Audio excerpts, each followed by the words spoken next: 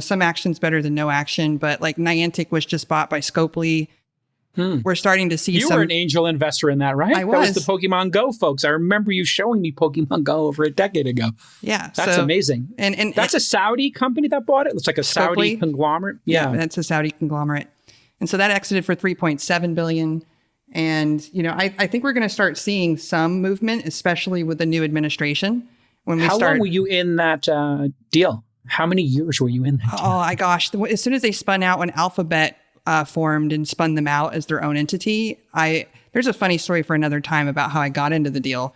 But I realized it was my only opportunity to get in as early as possible. And so I stalked the founder and sat at his door. And tell us the story. Okay. All right. Well, permission granted. You can't say it's a great story. It's a great story. So before Pokemon Go, they had this game called Ingress. And I started playing it with my friends. And I started noticing that my friends were doing some really unusual things. They were like charting helicopters and like traveling all over the world to cast these invisible triangles over the earth.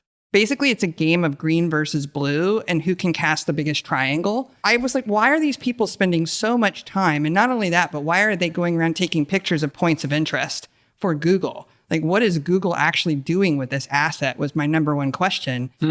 So I realized that Ingress was part of a bigger mapping plan. If you look at the team, you look at John Hankey, they all come from Keyhole, and they're obviously part of the Maps team and helped build Google Earth. So this wasn't just a game. Pokemon Go was a joke.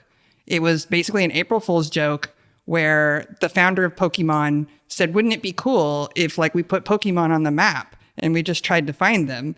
And John Hankey's like, let's turn this into an Ingress-like game.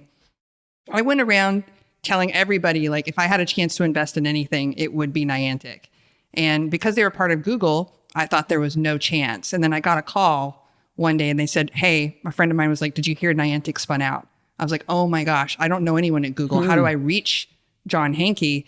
And I realized I'd invested in this company called Hintwater, and they were giving out game codes on the bottle cap.